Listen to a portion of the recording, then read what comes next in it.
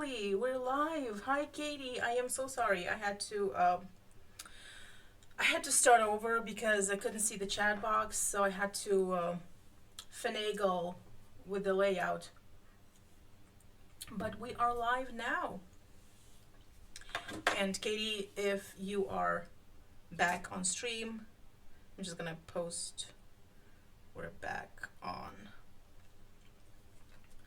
So welcome to this stream of Fandom X Archive, the podcast, which is back. Also, write in chat either here or on Discord if you can hear me fine. It did pause. It did pause because I had to end the stream and figure out how to see the chat box. But we're on again, so we should be good. All right. So welcome, season 3 of Fandom X Archive, the podcast. This will not be the first episode of the podcast, the third season. This will be probably the second because I already finished recording the first one and it's a surprise. I mean, those of you who are on Discord, you know what the episode is going to be about, but we're going to keep it hush hush because it's a surprise. Anyway, I've been wanting to do a fanfic read for a very long time because these are always so much fun, and today we will be reading a few stories. Well, they're different parts of the same story by the very talented Katie Parsons, aka Pieces of Kate, who is right now in chat, I hope. And let me just take you back. I got to know Kate on Bluesky. Yay! Hello, Kate. Awesome, you're here. Good, we're all here. So we met, so to speak, on Bluesky, and we just hit it off and started talking about fanfic. And I read Kate's fanfic, and first of all, I thought her stories are so hilarious and so trippy and dopey and just my kind of fanfic. And also because the first 2 parts of the story she wrote during the show's original run, they qualify for the fanfic files on our podcast. Because as you know, the fanfic that we're reading here, they have to have been written during the show's original run or sometime in early 2000s around, I want to believe, but we're mostly sticking to old school stuff. And also, I say no MSR, and by that I mean no heavy MSR, no explicit romance. There's so much MSR out there that is, so we're trying to keep it inclusive to other ships and other pairings, but also exploring stories that are not romance focused. So that's what we're doing here. And since now we're gonna make a little exception because Kate started writing the story again, started writing the sequels, which I am all for. I am so glad that you started writing for the story again. And I read part 4 and it was just such a trippy delight. And yes, they're new, but because she started writing them back when the show was still airing, it's all good. It all counts.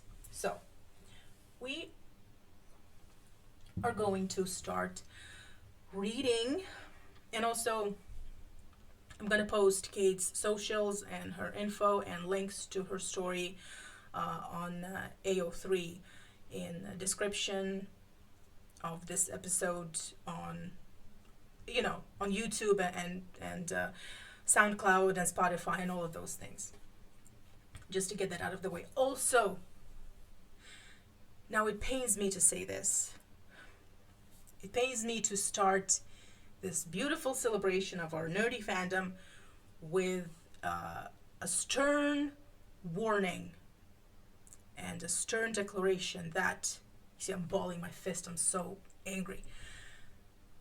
No parts of this episode, and by that I mean no parts of me rambling and no parts of Kate's fanfic, may be used to train generative AI or any kind of so-called AI software that is designed to take existing text and produce new so-called text. I am getting angry just thinking about it, so I'm just getting it out of the way. None of this content on this podcast is okay to use to train AI. Just, you do not have my consent. And it pains me to say this, but I'll probably have to do this before every episode. So instead of saying, hello and welcome to the podcast, I'm so excited to have you here, I will have to, turn on my angry school teacher voice and say, no AI, thank you. All right. So let's read Too Much Cheese by Pieces of Kate. Now, I don't know how long we're going to be here. Damn right, stupid AI, exactly. Now, if you follow me on Instagram, you have heard many of my rants about why I think AI in general, using AI to create new art or semblance of art in any form is problematic and unethical and should be made illegal, basically. And it's why it hurts me, especially to see this in our fandom. But that's not what this episode is about. I'm just out here to say that you're not allowed to use this content to train your stupid AI. Write your own goddamn scripts and your own goddamn fanfic. So, let's read let's read Too Much Cheese by Pieces of Kate. Now, all right. So you can find this story on Archive of Our Own. And, okay, description. Mulder is traumatized by a bizarre evening. Big Bird, love potions, and cry chicken a tutu. Scully is convinced it's just a dream, fueled by overindulgence, until she becomes involved as well. A bit of fun written when I, Kate, was a teen and X-Files was at its peak. Back and forth format inspired by Bad Blood. Let's see, Too Much Cheese. So, part 1. And also, I have to say that in order for me to feature your fanfic on this podcast, we have to keep it PG. As much as I love a little more, steamy, naughty stuff, maybe I will create a separate series where we can read some more age-restricted fanfic, but this is a child-friendly podcast. So, part 1. Mulder comes into work after experiencing an extremely strange evening, and Scully tries to convince him it was just a dream. Notes. I originally wrote this story and its sequel for fanfiction.net when I was a teen, and it got a lot of laughs. I resurrected it after discovering that X-Files fanfiction is still very much alive and thriving. So I have you guys to thank for that.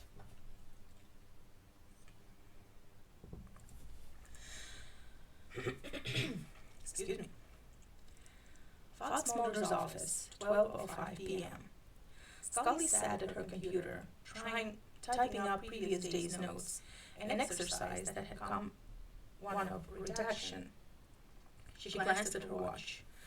Finally, the door swung open, and in walked a rather bedazzled Fox Mulder. His hair was windswept and his tie was crooked. And more to the point, it matched. Something was wrong. Mulder, are you okay? Mulder looked around the office like he didn't recognize it, as if someone had attacked it with feng shui in a deliberate attempt to confuse him. Mulder, what's wrong? Scully stood up concerned. I didn't get any sleep last night. Scully raised her eyebrows at him. Go on.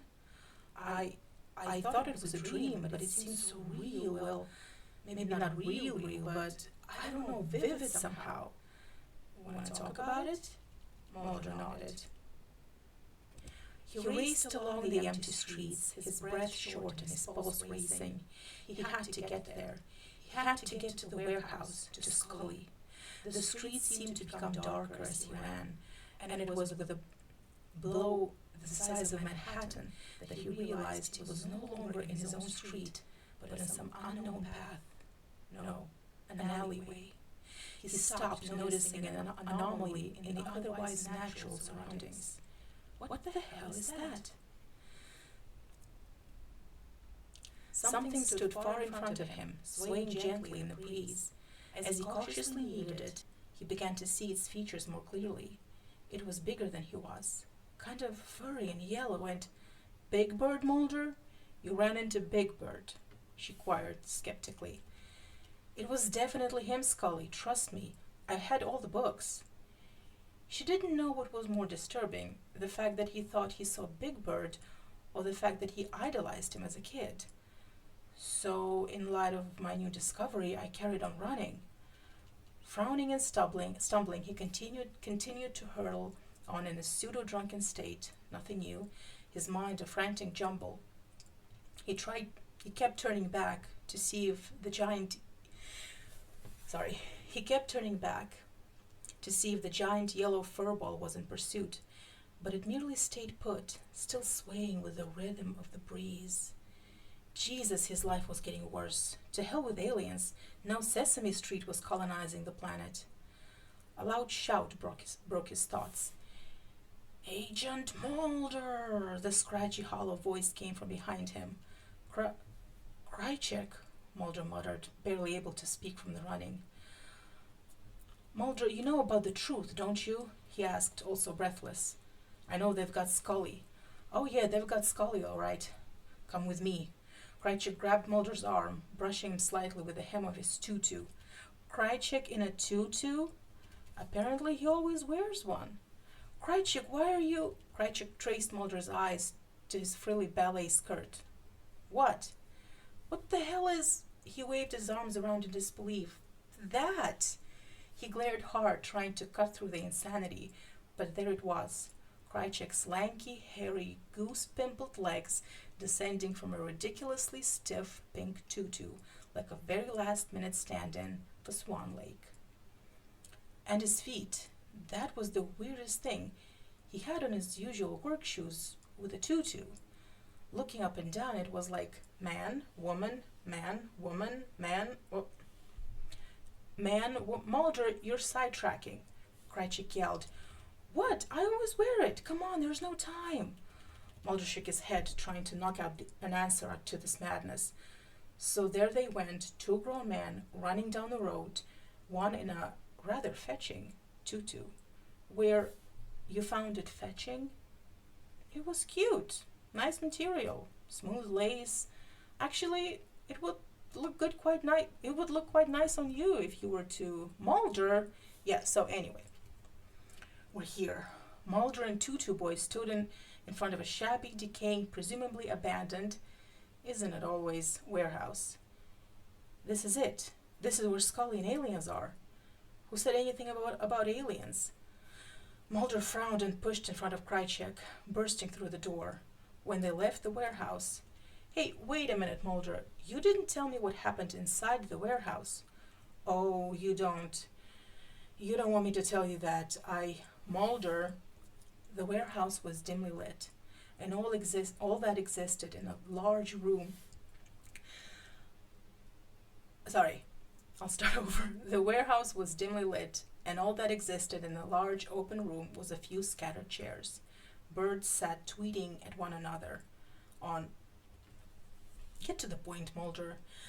He drew a sharp breath.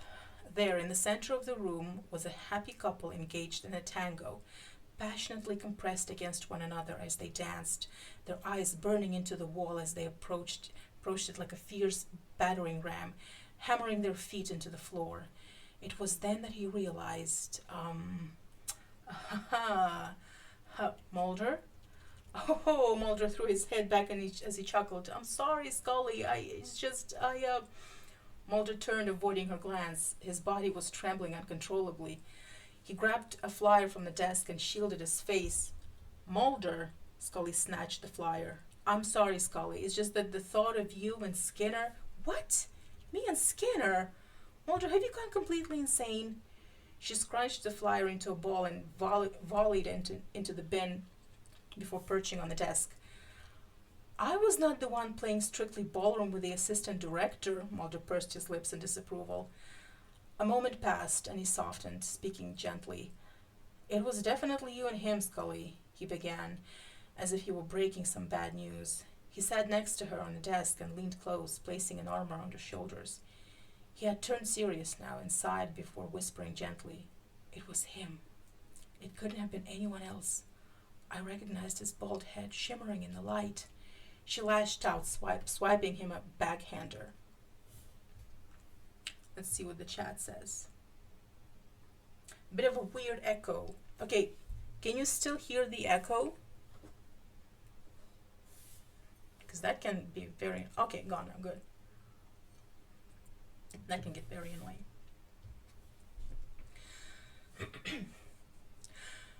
Mulder ducked out of sight behind a conveniently placed table and continued to observe in the name of science. The music stopped. Scully craned her neck to look up to Walter, smiling contently, his expression mirroring hers. Skinner released himself and sidled over to a chair. He sank into it, exhausted. There were large beads of sweat forming on his shiny head.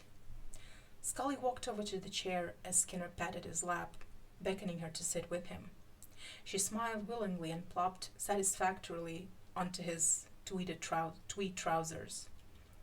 Mulder gaped at the sight as Scully proceeded to wrap her arms around his neck and initiate a game of tonsil tennis. He had a firm grip on her behind as he stroked and caressed the broad domain of skin above his glasses. As Mulder watched, they became more involved in their passion, becoming breathless and, okay, Mulder, I think that's more than I need to know. I can't believe you just stood there and watched.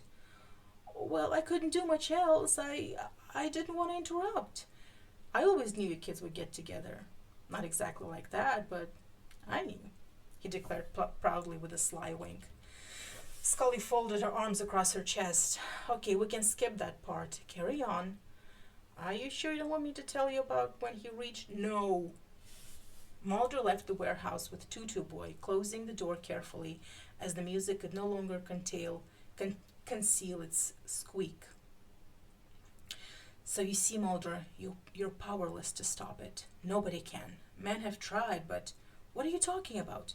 The Force, of course. Force? You just saw an example of it in there, he pointed to the warehouse. Don't tell me you can't see what's going on right in front of your eyes. He stretched his eyelids open with his fingertips. Mulder flinched. But you mean all along you thought that this was a straightforward case of aliens and UFOs? Well, God, Mulder, you need to work on your investigation skills. He breathed an impatient sigh. Speaking like he had said it 100 times, he murmured, the aliens induced a disease into the American population in the form of black oil. You mean it's a love potion? Yeah, what did you think it was? A life-threatening virus? Oh, Mulder, you're killing me. Ha ha, ha ha ha. Okay, so now you're telling me that Krychek actually laughed. Well, it was kind of a little snort, you know? Snort.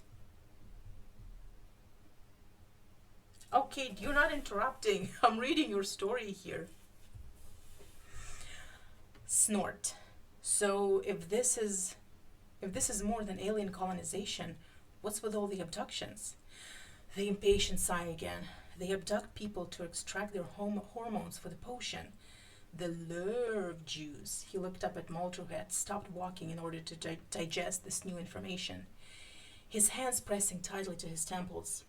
Krychek looked around, surveying the area for any eavesdroppers, then whispered, Hey, you know EBEs? Extra biological entities, Mulder answered confidently. Nope, just a code name. stands for extra bodily excitement. You're kidding me, Mulder mumbled back. Let me show you another example. Come with me. He fumbled in his pink fluffy handbag. For a pink fluffy handbag? Did I not mention the handbag? Now, that would not suit you. That would not suit you. But the tutu would. Let's continue the story. He fumbled frantically in his handbag. Where's that goddamn wand? He suddenly looked upwards at the sky, wildly yelling, You told me I could get a wand! To hell with you! Mulder stepped backwards, suddenly afraid of Krychek and his and his diva's ego. I'm sorry, I have to interrupt here. This is just perfect. This is just so Krychek. Diva ego, like teenage Kate really like pinned down his personality. Like Krychek is all about that diva ego. Like when they're in prison cell in the Russian gulag, and the first thing Krychek does is demand to speak with the manager. That is just like OG Karen diva, big mood. This is why I love him. And here it is. Good, let's go. He tapped the wand first on his head, then on Mulder's. Mulder, besides Sesame Street, did you happen to be a fan of cliche-ridden fairy tales? The next thing he knew, Mulder was in the street again. He sighed with relief until he realized it was a different street. Diana Street. Oh Lord, this just keeps getting better and better. Why are we here? We're here to see Diana. Diana who? Diana who? Well, I had to at least pretend. Diana Fowley. A contrasting voice cut through the air. You're Chickadee, remember? Mulder spun around. Frohickey? Hey, Mulder, Krychek. Nice seeing ya. Gotta go. And with that, he jumped on a nearby motorcycle and sped off into the distance. Could this possibly get any worse? Mulder murmured. Mulder, come with me. He looked at Krychek gingerly. Do I have to? I want to show you another example of the effects of this drug. Krychek led Mulder around the back of the house. Couldn't we just be civil and use the door? Shh, they'll hear you, he whispered back. They? Look. Krychek gestured to a nearby window. In the middle of what looked like the sitting room stood Diana, her arms wrapped around someone's neck as they kissed passionately. She was wearing a dangerously short miniskirt and cream blouse. Her jacket had been flung on the sofa beside them. Mulder squinted to identify the man that stood facing her, his hand supporting her waist tightly and smoothing her hair. Mulder's curiosity was at last satisfied as the man drew back from a devouring kiss. Mulder almost choked in his own air as a puff of smoke rose from between the two people. Oh my God, the smoking man? The very same. Just gonna check the chat. Scully glared at Mulder in shock. But Diana and the smoking man? Scully, I'm just as shocked as you are, he sighed, thoughtful. The drug is obviously effective. Oh no, Mulder, you're not telling me you actually believe this crazy dream of yours. It's a dream, Mulder. It's not real. It's just your mind playing tricks. You're confused because of everything that's happened to you. She placed a supportive hand on his arm. Oh, come on, Scully, cut it with the scientific crap for a moment, will you? Anyway, you haven't heard the rest of the story. Mulder's mouth moved frantically as he searched for the words. How long has this been going on? Long enough. Skinner tried to stop it. You mean Skinner knew? Oh yeah, he has his secrets, Fox. Can I call you Fox? Yeah, whatever. So, how many people have been affected by this drug? Like the whole bureau? Not all of them, just some, for experimental purposes. Porpoises. Porp? They're guinea pigs. His eyes darted back and forth with paranoia. Prawns in the game. Prawns. Something struck Mulder as they walked away, back down the street. Hey, wait a minute. How come we're not affected? Krychek stopped walking as he reached a nearby car. Here, get in. He held open the door as Mulder hesitated slightly, then thought, what the hell, I've come this far. Mulder, why do I get a bad feeling about this? Cratchit climbed in the driver's side and slumped into the seat. Mulder watched him inquisitively as he gazed dreamily through the windscreen. Cratchit, I don't want to rush you after all you've told me, but you know I really should be getting. Before Mulder could finish, Cratchit was reaching for his neck and hungrily, urgently wetting his lips. And now I have to wet my lips. Dry mouth, I have to drink some water. Alright.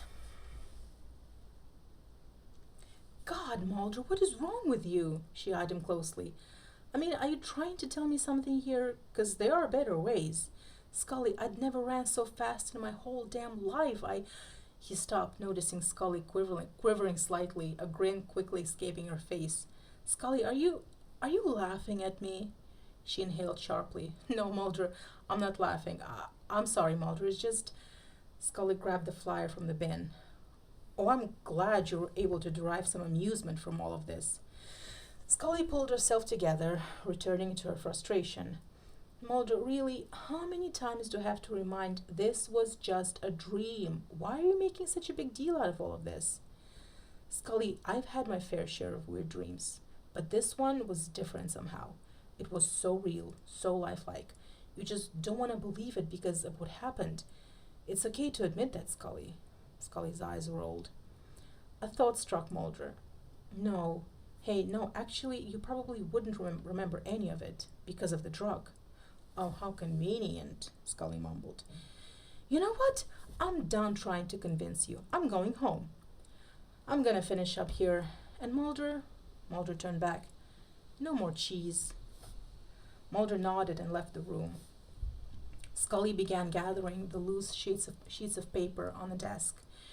Just as she put them in a oh God, I'm so sorry. Just as she put them in a Perspex folder, Mulder cocked his head around the door. Hey, Scully, I think Skinner is alone in his office, he grinned. Mulder sighed as he got into his car. Maybe she's right. Maybe I should lay off the cheese puffs. He reached for his phone on the seat next to him, while his other hand turned the ignition. But that didn't feel like a phone. He slowly turned to see what his hand was clasped around. Sure, there on the seat, like some bloody murder weapon, was that very fetching wand Mulder had seen in Cratchit's hand only moments ago. Scully!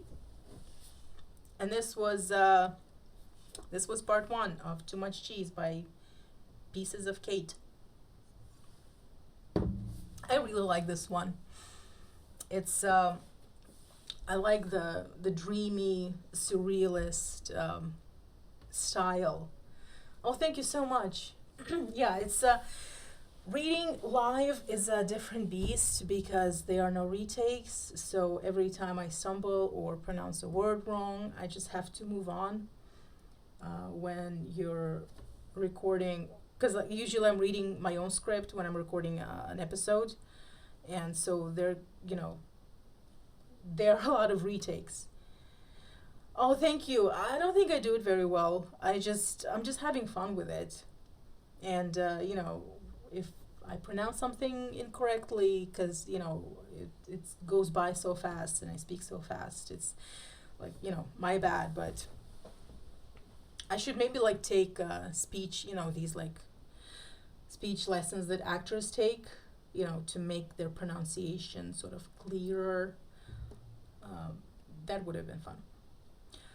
But anyway, let's move on to part 2, which was also written during the show's original run, I believe. Now this one is called Too Much Coffee. Too Much Coffee. That should be my Instagram handle, Too Much Coffee. Because personally, I don't think you can drink too much coffee unless your body protests. which it does. And you do their voices very well. Just to thank you, thank you. I usually try. I mean, everyone wants to try and sound like Mulder and Scully and all the characters, but I can't. So I'll just do my own spin on it. Kate writes, I can't drink coffee past 2 p.m. or I'm up all night. I mean, same, but I still drink coffee sometimes even after 6 p.m. and then I have to pay the price. So, okay. Bringing it down.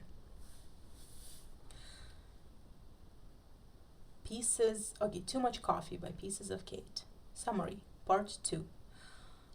Mulder has another weird lucid dream, and this time Scully tries to help him out of it, getting a bit more back from him than she bargained for. Dana Scully's apartment, 2:55 a.m. Scully nuzzled into the pillow, stubbornly ignoring the frantic call of her alarm. A few more minutes wouldn't hurt. In between blissful lapses of sleep, the alarm continued its desperate knocking sound. Wait a minute. Since when did the alarm make a knocking sound? She stumbled drowsily down the stairs, wrapping herself in a toweling robe as she went. She peered cautiously through the peephole, wondering who the hell would call this early. And, answering her own question, realized that only one person would. She opened the door, rubbing her eyes into a blur. Mulder burst in, unattractive puddles of sweat soaking through his shirt as he frantically grabbed the door from Scully, slammed it shut, and leaned breathlessly against it. Scully froze. Mulder, she started, but was interrupted. It's happening again, Scully. It's happening again, and this time you've got to believe me. He grabbed her arms and shook her roughly, as if he could jolt some conviction into her. Mulder, would you chill out? She shouted. What do you mean? What do you mean it's happening again? The dream, Scully. Scully frowned and tilted her head.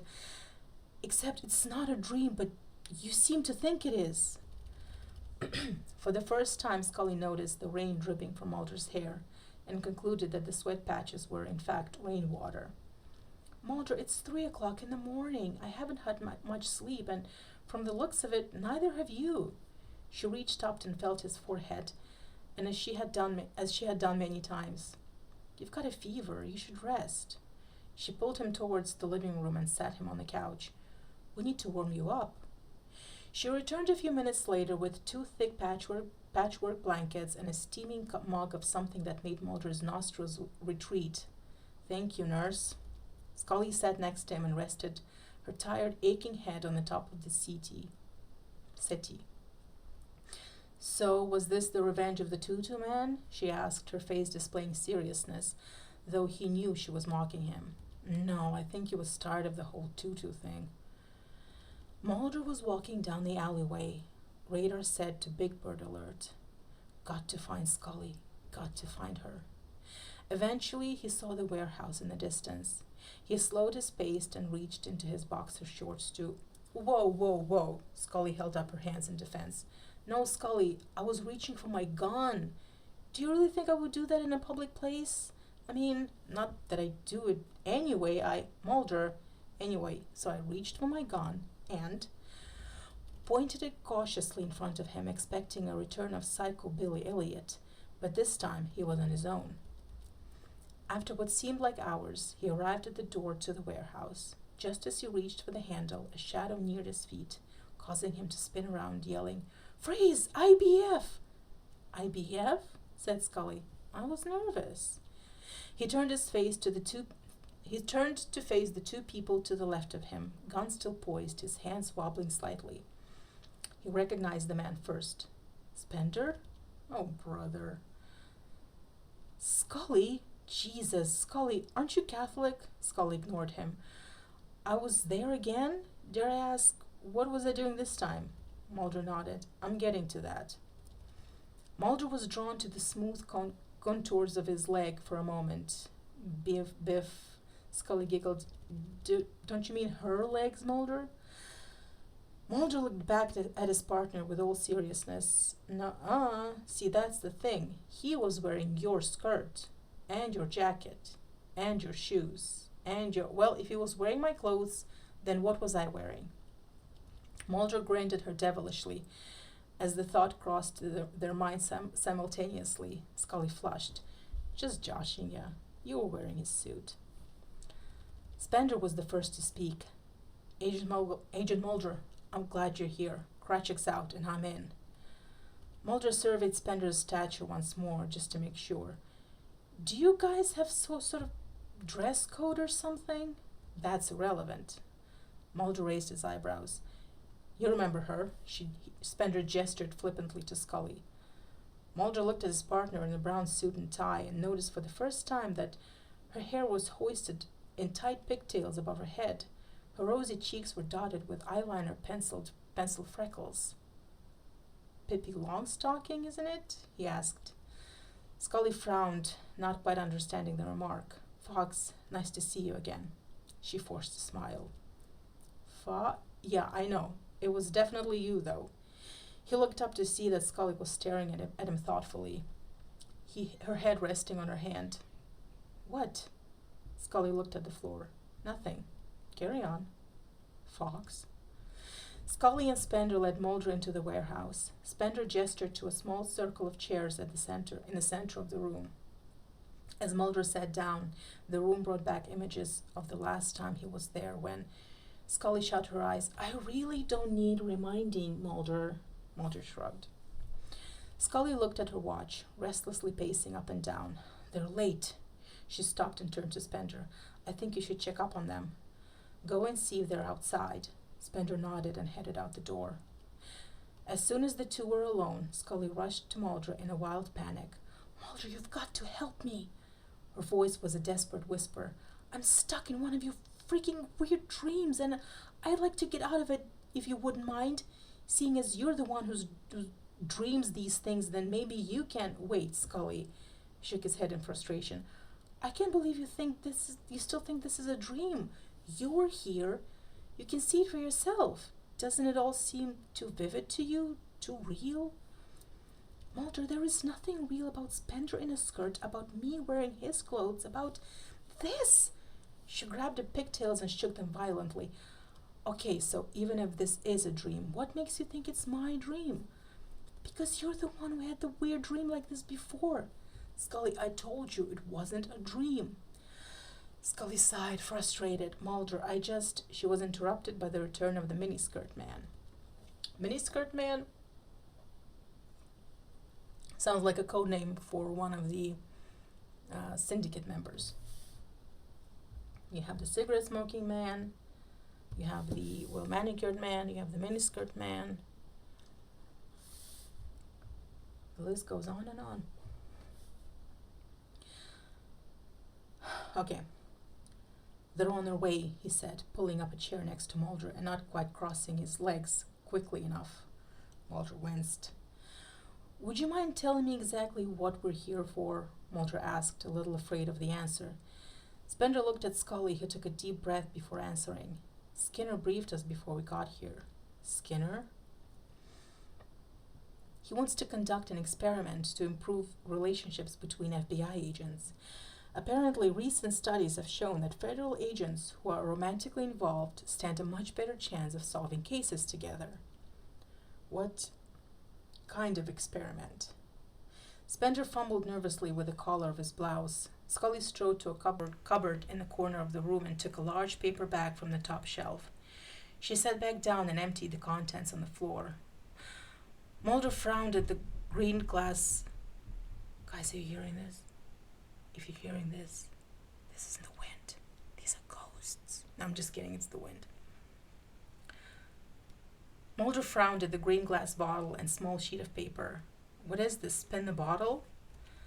Scully and Spender looked at the floor, their faces solemn.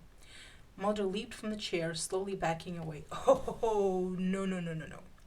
Mulder waved his hands in disapproval. Is this one of your fantasies, Mulder? To play spin the bottle with your fellow colleagues at the FBI? It wasn't my idea. No, seriously, Mulder, are you pulling my leg? No, I'm absolutely serious. You should know. You were there. I give up. Scully's cell phone cut through the fog of embarrassment. Scully, okay, sir? She put her phone back in her pocket. What's going on? Spender queried. They're caught in traffic. There's some Sesame Street festival or something. Mulder flinched. Skinner said go to Plan B, whatever that is. He said you'd know. Ah, Plan B, of course. He got up from the chair. Will you excuse me? I have to make a phone call. Once again he left the room. Mulder, Scully whispered. Look, Scully, I really can get you out of this. I have no control over it, whether it's a dream or not. The door swung open. Frohike, Byers, and Langley. Mulder. Frohike, Byers, and Langley, Mulder yelled loudly. Oh my. Naturally. The three men frowned, apparently not recognizing the two agents that sat in front of them. Spender followed behind the trio, also confused. Actually, it's Domingo, Carreras, and Pavarotti, the three tenors. They're here to perform some opera, get you in the mood. He winked. The lone gunman, Scully began slowly, as the three tenors. Yet you still refuse to believe that this is a dream. I'm not convinced, Scully. I told you it's highly likely everyone was drugged to make him or her forget what happened to them. Come on, we've seen that before. So how come you remember it all? Why weren't you drugged? I'm not sure about that one yet. He picked up the drink Scully gave him, which was now cold, and made an effort to sip it. Come on, Mulder, can't you see what's going on here? It couldn't be simpler. You had the dream, therefore that's why you remember it and no one else does. I still don't agree. But before you get old Jerry Springer, he grimaced and placed the mug back at the table. Let me finish the story. By the way, nice Jerry Springer reference. Very inside joke. The three men began setting up a stage, large speakers and 2 microphone stands. Mulder noticed that Frohike had grown a significantly larger beer gut, almost popping the buttons on his shirt. He put it down to Frohike wanting to resemble his idol the best he could. As they took their positions, Mulder leaned towards Scully, muttering, "Since when do opera singers need drums?" Scully's eyes widened as she too noticed the shiny drum kit gracing the corner of the stage. Frohike spoke first.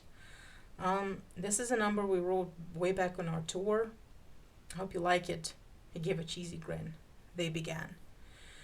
Scully's face screwed up as she was under the dentist drill, and Mulder mirrored her reaction. He focused on Langley, beating the hell out of the drums, his golden wavy hair dancing above his shoulders. Suddenly his eyes caught the sight of something.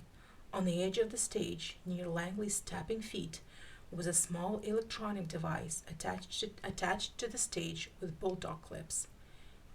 He pointed it to Scully. Scully squinted to see the object clearly. "I think it's a camera." They clapped at the end of the first piece, keeping up the facade. As the second piece began, the stage was suddenly awash with background dancers draped in lavish flamenco costumes. Scully sat up abruptly. "Mulder, is that—" Mulder followed her gaze and sat back in shock, his jaw wide open. "Diana?" "Mulder, why does Diana always have to come into this?" "Do I detect a hint of jealousy, Scully?" "I just wondered how she fits into all of—" Mulder leaned closer to Scully. "How would I know? I mean, it was only a dream," he replied mockingly. Scully folded her arms. "Please continue."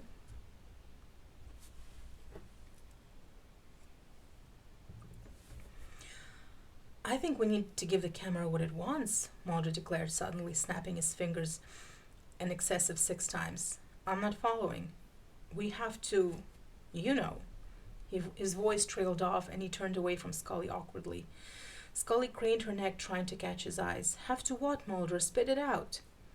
Mulder sighed, finally mumbling. "We have to look like we're getting closer." "This is ridiculous." Oh, oh, well, that could work. Put your hand on my knee. Put my hand on your knee? Oh, come on, Scully, don't pretend you weren't flattered. Mulder looked at Scully and then at his knee. She sighed, hesitantly obliging. I'm really starting to hope this is a dream, she muttered under her breath.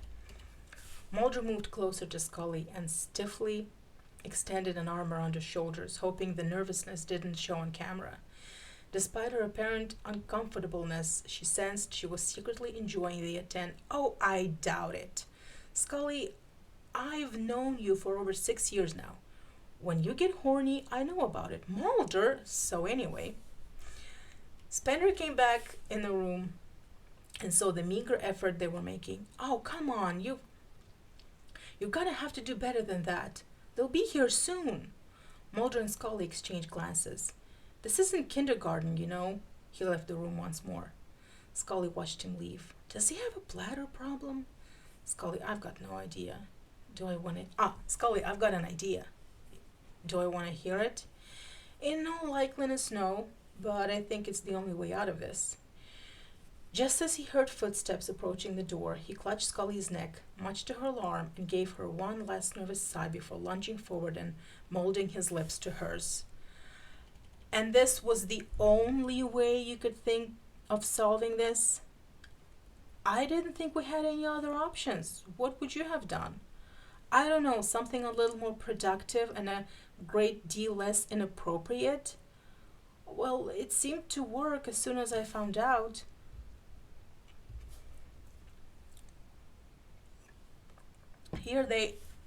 Spender stood open-mouthed, Skinner not far behind him. Skinner grinned satisfactorily. Spender, I'm promoting you. Janitor Spender. Yes, sir. Thank you. He could barely tear his eyes off the pair as they went for gold. Mulder broke the kiss, looking more than a little embarrassed. One of Scully's pigtails had slid halfway down her head, and her lipstick was smudged over her face, and Mulder's for that matter. He did his best to flatten his ruffled hair. Sir? Could we go now? Please.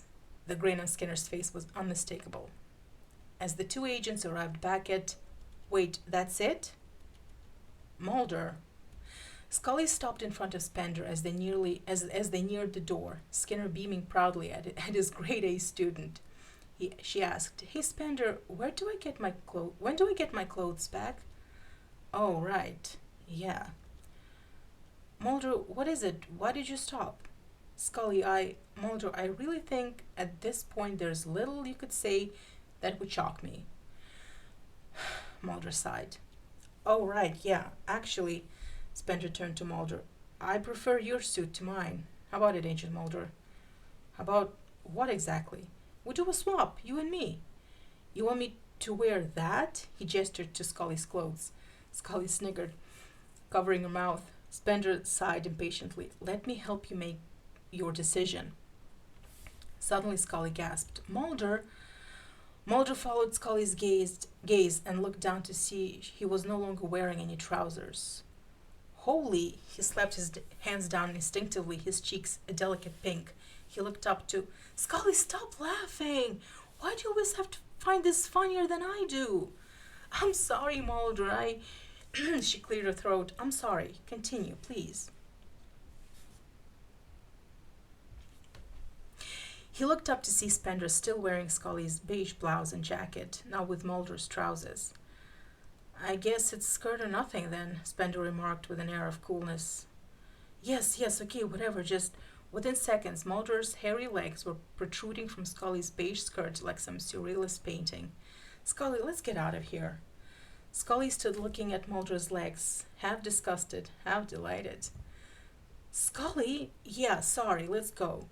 As they walked through the doorway and headed down the alley, Scully turned to Mulder. You sure do have strange dreams, Mulder. Makes the alien conspiracies look not so bad, huh? He joked. There was a long pause before Scully spoke again. You know something, Okay, let me do this again. There was a long pause before Scully spoke again. You know something, huh?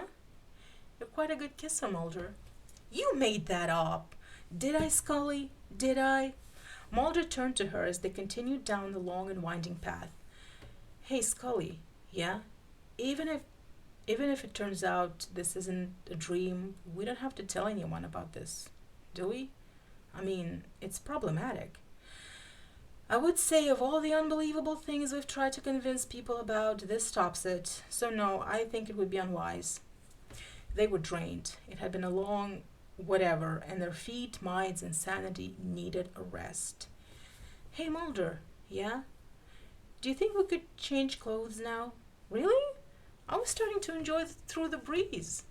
I was starting to enjoy the through breeze. No, Mulder.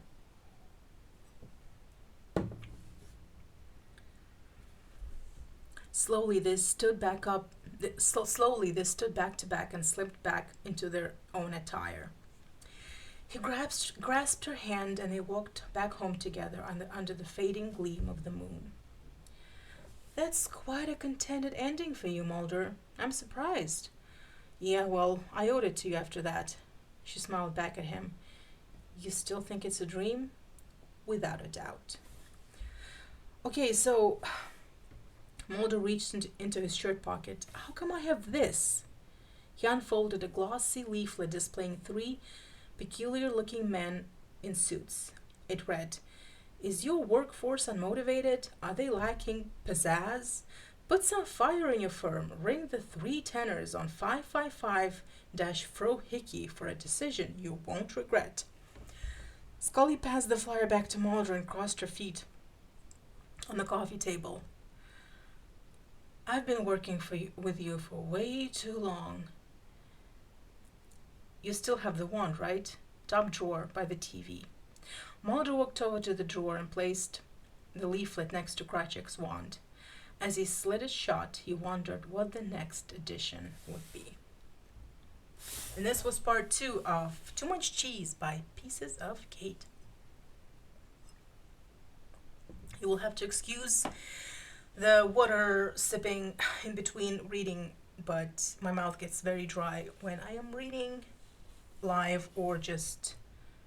Actually, when I'm doing any kind of public speaking, my mind dries. Oh, awesome, thank you. My mouth gets very dry, which is weird because I don't get nervous, like, at all, but my mouth gets dry. So, there we go.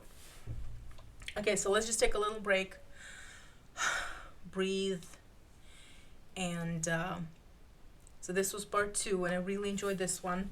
Although I shouldn't have said in the beginning of this stream that we are keeping it PG and child-friendly, because this was a little steamy. I mean, it was still PG, but, you know, it was a little playfully suggestive. You need to sip water. You're a human being. Exactly, I'm a human being. And I'm thinking of, were there any monsters in the X-Files that, like, needed copious amounts of water to survive? I think maybe like Aguamala. That was a water monster. And then, of course, I'm thinking the Flukeman probably wouldn't have stayed alive for too long if you weren't, you know, hydrated and moisturized continuously. So, Flukeman, exactly. Although, I mean, like, Flukeman, he's not that peculiar. He can, or like, you know, he doesn't need clean water to survive. He can be any kind of water. Flukeman at the spa. Somebody write that fanfic, please. And that can be like a whole back and forth between, you know, the person who does like exfoliation, like, and sort of, you know, dermatology therapy, and making comments about how Flukeman's skin is just, you know, either too dry or too scaly, like something, and Flukeman is just like, this is just my skin. Like, please don't hate. So yeah, somebody should definitely exfoliating the Flukeman. That could be the title. That could be the title, exfoliating the Flukeman. I love an exfoliation project.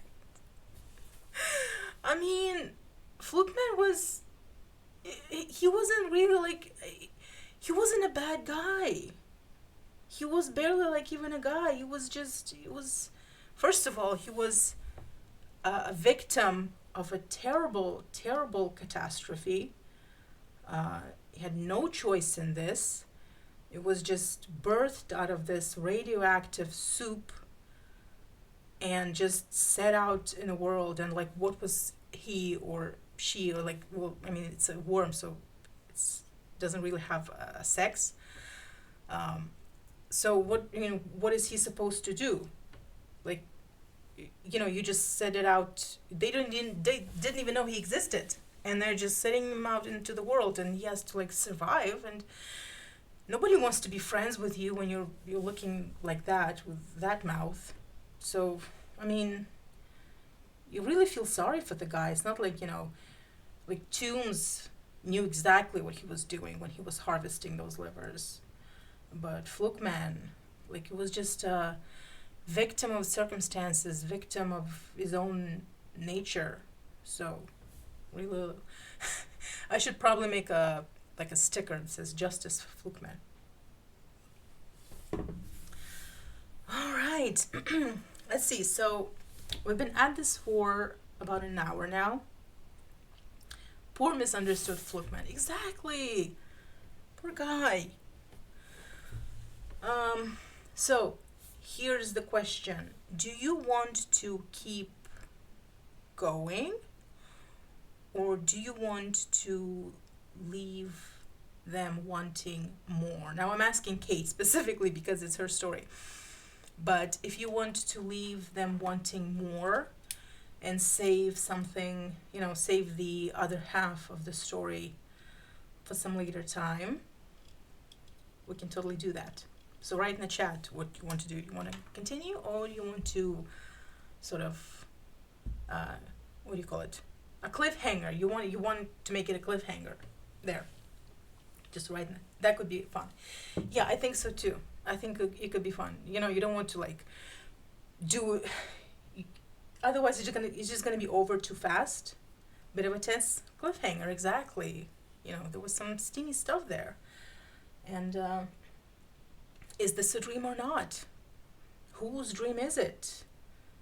Are they entering some other dimension when they're dreaming? So, and will Scully finally come around and see it from Mulder's perspective?